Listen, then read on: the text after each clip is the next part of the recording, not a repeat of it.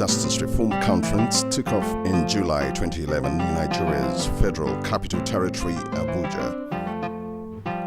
The prestigious Nikon Luxury Abuja was home to many of the participants who trooped in to register for the event starting Sunday 17th July 2011. The equally prestigious Abuja International Conference Center served as the venue for deliberations and brainstorming activities of lawyers and legal luminaries from home and abroad.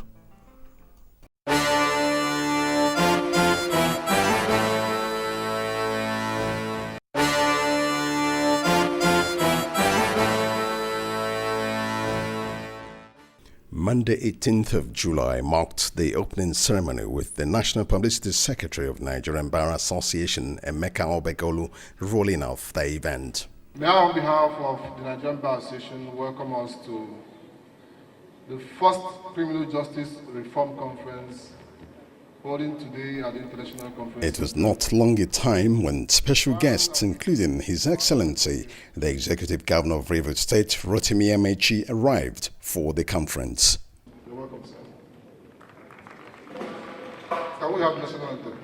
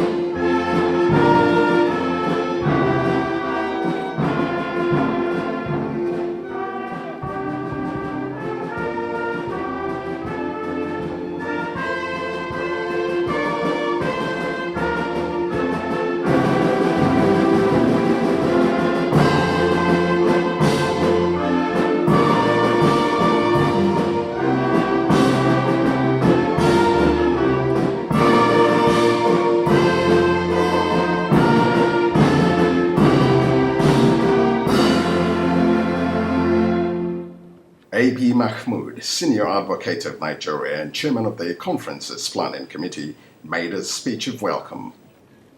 Your Excellency, the Governor of Rivers State, Right Honorable Rotimi Amechi, Honorable Attorney General and Minister of Justice, Malam Mohammed Bello Adoke, it is my pleasure on behalf of the Planning Committee to welcome The you committee all. chairman, who recognized guests and outlined the objective of the conference, paved the way for the Nigerian Bar Association President J.B. Daudu, Senior Advocate of Nigeria, to address the gathering.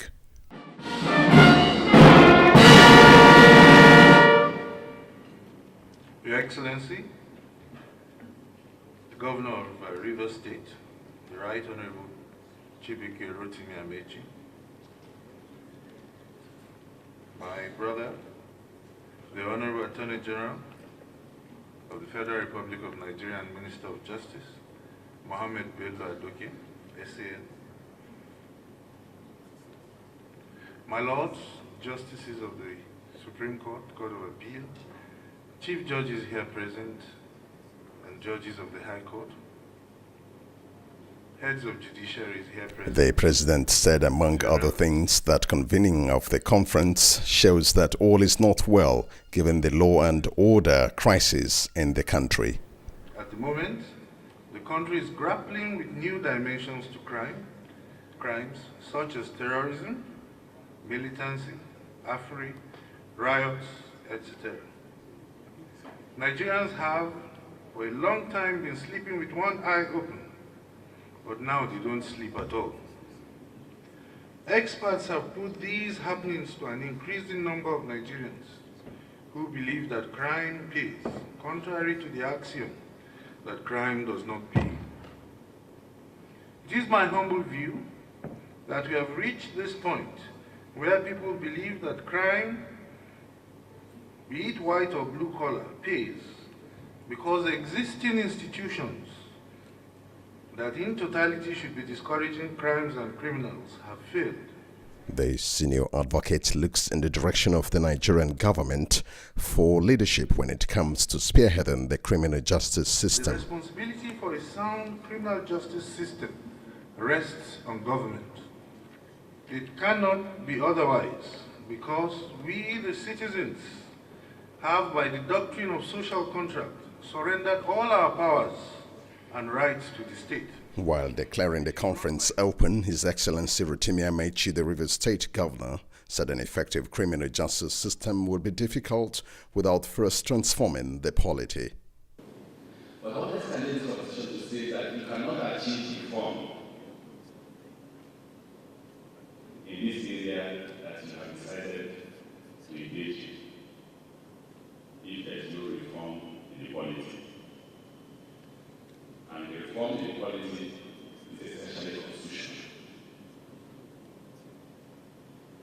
Why would NJC approve the Chief Judge of the Rivers State, in fact, appoint a Chief Judge?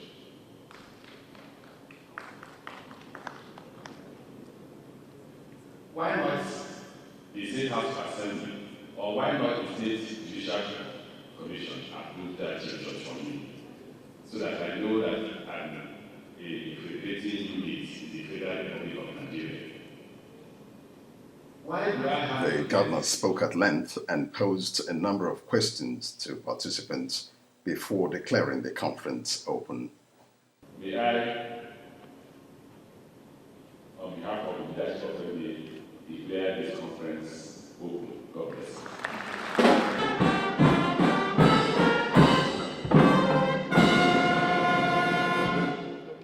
Earlier, the Justice Minister and Attorney General of the Federation, Mohammed Bello Adoke San, noted the contributions which the conference would make to the success of President Goodluck Jonathan's transformation agenda, which has the criminal justice reform as a key element. Other key areas include institutional reforms, legislative advocacy, support for an independent legal profession, and effective and efficient provision of legal services for the state. Distinguished colleagues, I believe that the challenges we face in our criminal justice system are quite well known.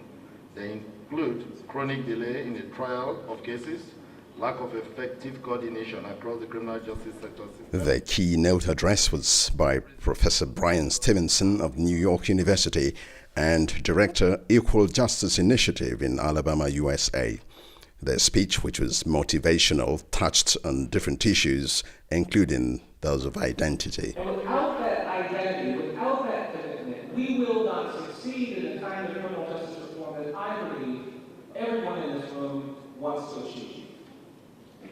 And so I thank you for being the kind of lawyers, the kind of National Bar Association that recognizes the power of identity.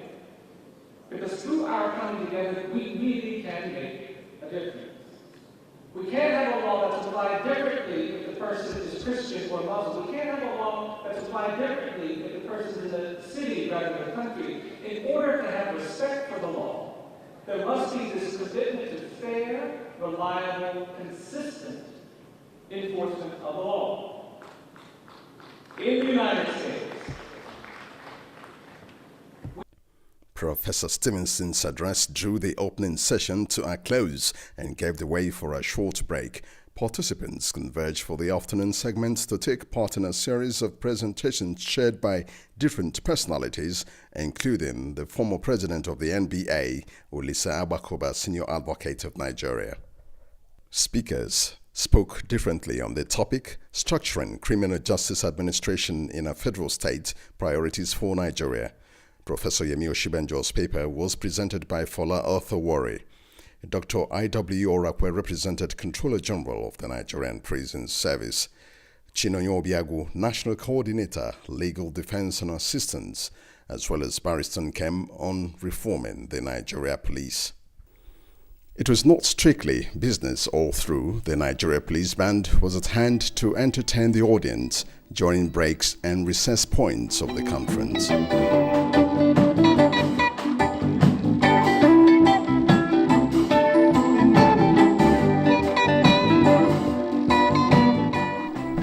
There was no shortage of resource persons as participants were fully engaged with presentations and sessions ran into evenings. To neutralize any boredoms, the NBA chairman treated guests to a dinner at the end of the second night of the conference.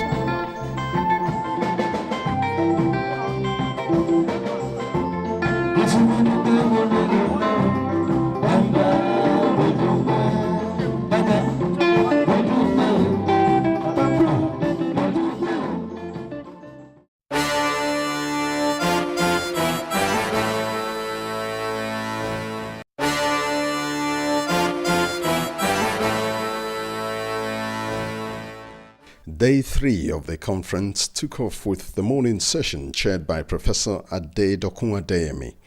The lead speaker of the session was no other person than the president of the NBA, J.B. Daudu, senior advocate of Nigeria. Other speakers included Justice Shuaibu of the Federal High Court Division, Abuja, Hajia Farida Waziri of the EFCC, and others. Professor Femi Odekunle of the Criminology Department of Ahmadu Bello University Zaria chaired the afternoon session.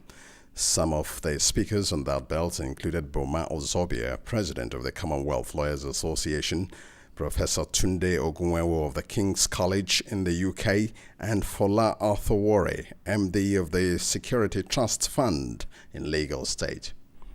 Having done with presentation of various papers as well as the accompanying question and answer sessions, the conference broke into syndicate groups in order to produce reports on the various submissions.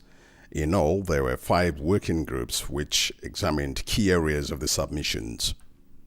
The conference's host committee secretary, Murtala Abdurrashid, among other things, facilitated the work groups into action and thereafter called on the various groups to present their reports.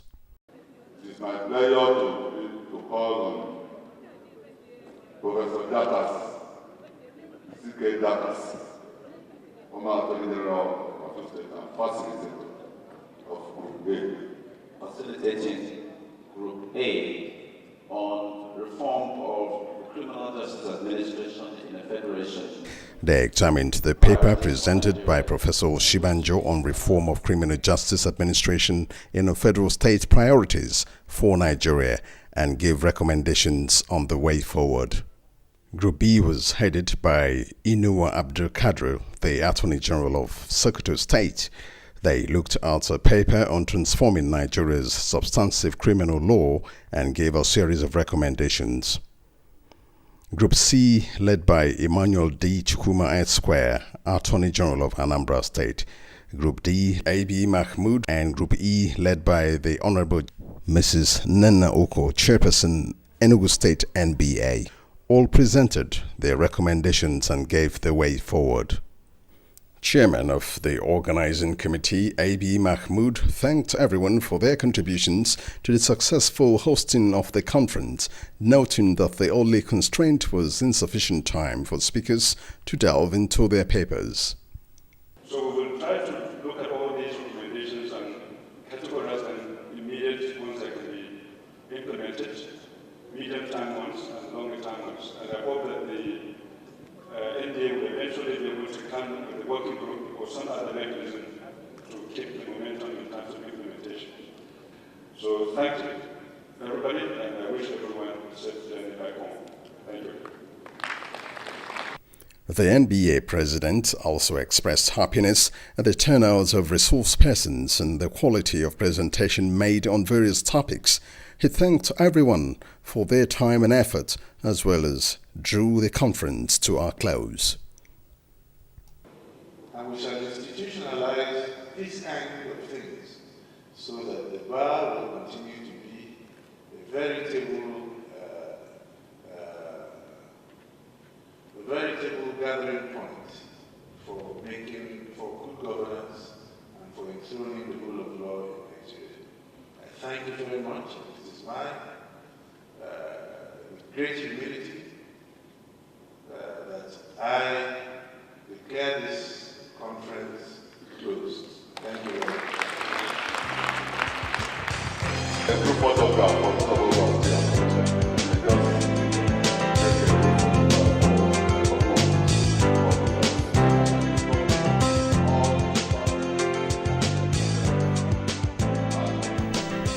I spoke to a number of guests on their feelings about the conference.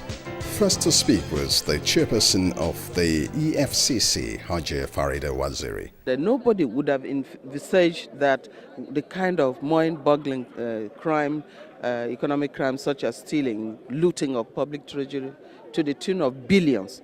So we're looking forward to the amendment and putting in place, enacting the right laws. And even now is a world of technology where we have cybercrime, internet fraud, and where electronically generated evidence, some court say it's not admissible. So this is a host of it. It's timely, and I hope that with the current leadership also of the Nigerian Bar Association, they will see to it that this is implemented and immediately.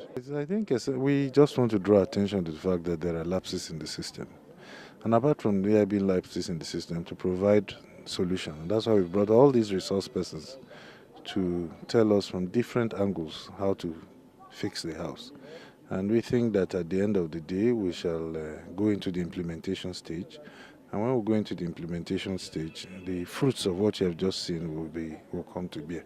Well, the Commonwealth Lawyers Association, as you know, was founded with a view to promoting the rule of law and standards in the profession. So, reform of the criminal justice system, better access to justice, means embedding the rule of law. It is squarely in line with our objectives. It will be good for Nigeria. It will be good for the rest of the Commonwealth. In Nigeria, we have a number of different criminal justice systems across the country.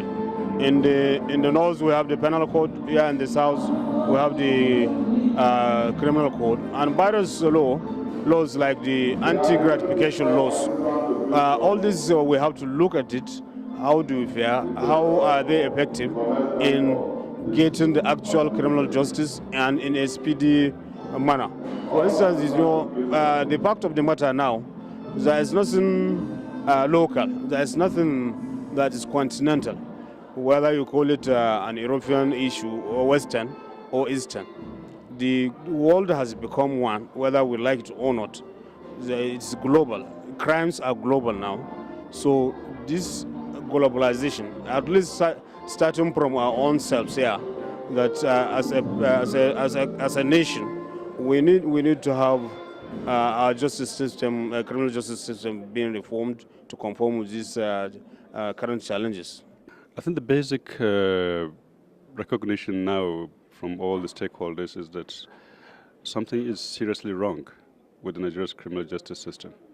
As I said in my opening speech, it is obvious that it's not achieving its objectives in terms of apprehending, prosecuting and sentencing people in a timely manner in accordance with due process. So this is generating a lot of problems across the country, not only in terms of public order and public security, but foiling corruption and other abuses of power. And there is weakening perception, the way others perceive us, both internally and outside. So we feel that it's time to sit down and really take a hard look at all the institutions and all the laws and identify roadmap that can help us in reforming the system, so to say. At the end of this conference, we are hoping that specific recommendations will be made, and then we'll begin the hard talk and work of reforming the system.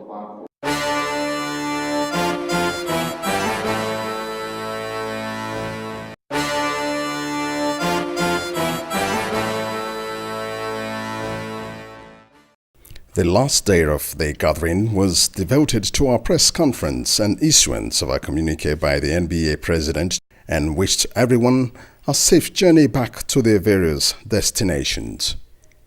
The NBA, having listened and aggregated all the views and opinions of the conference, we have come up with the following recommendations, which will form the bulk of the task of the implementation committee that we shall set up shortly to implement the outcome of this conference.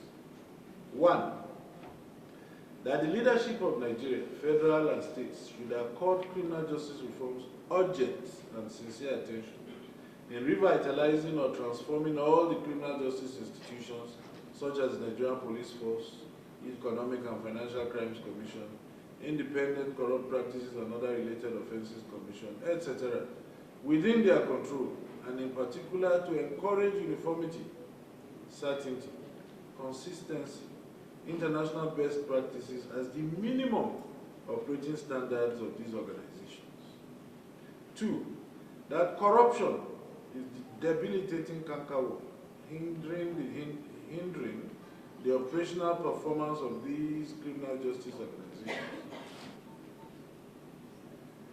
That in the spirit of true and proper federalism, having regard to the undisputed diversity and dense population of this country, it is no longer feasible or pragmatic to continue to insist on the monopolist force for the entire country. Time has come for the immediate decentralization of key criminal justice institutions, such as the Nigerian Police Force, Road Safety Commission, Nigeria Prison Service, in order to facilitate grassroots and indeed comprehensive approach to the enforcement and administration of criminal justice. 4, that the legislature, that is, the National Assembly, should, as a matter of urgency, provide the enabling environment for urgent criminal justice reform-based constitutional amendments to reflect the foregoing suggestions, particularly as it relates to the creation of states and community police and other related federal institutions described above, on carefully thought out modalities, because that's where the problem lies, that will allay the fears of critics that such state organizations may be hijacked by the state authorities to fan embers of disunity or to be used to actualize personal political agenda of political actors. What we are saying is that once you set out the modalities and the rules in a carefully thought out manner, then you can avoid all these unfounded fears. 5, that the National Assembly should, as a matter of urgency, conduct oversight investigations into the prison decongestion system, over which, in respect of which the conference has identified as a cesspool of corruption, where billions of naira, we were told 4.6, 2 point something, are allocated every year. If you use them to build prisons every year, you will not be talking of the congestion again. But without any visible result of improvement in the embarrassing congestion of Nigerian prisons by awaiting trial discontinuity. Particularly, we say, when statutory agencies such as Legal Aid Council are not properly funded, and the public defenders, you don't fund them, and yet you go and give money to people to be going about prisons holding watching brief, and generally just enjoying themselves. 6, the NBA notes that there are over 10 justice sector-related bills pending before the Senate and the House of Representatives of the National Assembly at different stages of the legislative process for the past 11 or 12 years. The non-passage into law of these bills is adversely affecting the machinery of justice in Nigeria. To that end, regardless of what we have been told by Senator Daibu, whom we believe is acting in good faith, we call on the National Assembly to pass as a matter of extreme urgency the following key justice sector bills. They say the Administration of Justice Commission Bill, the Police Act Amendment Bill, the Community Service Bill, the Victims of Crime Remedies Bill, the Prisons Act Amendment Bill, the Elimination of Violent Society Bill, and the Evidence Bill. 7, that the prison decongestion scheme, as presently conceptualized, be suspended forthwith, and stakeholders were invited within 6 weeks to fashion out an acceptable formula for the achievement of prison decongestion. We say this, I said, which measures will include, among other things, the use of such funds for the construction of new correctional institutions and detention centers. NBA greatly acknowledges and expresses its gratitude to everybody, particularly resource persons, conferees, the media, and other stakeholders for their genuine commitment towards the successful outcome of this conference. We wish you journey mercies as you travel back to respective